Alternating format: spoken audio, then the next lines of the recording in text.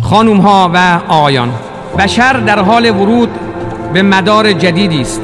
قدرت های کهنه در حال افولند.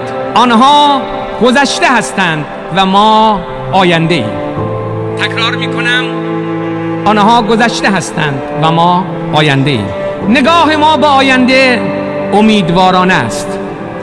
جهان در انتظار منجی است که ادیان الهی جملگی آن را وعده دادند.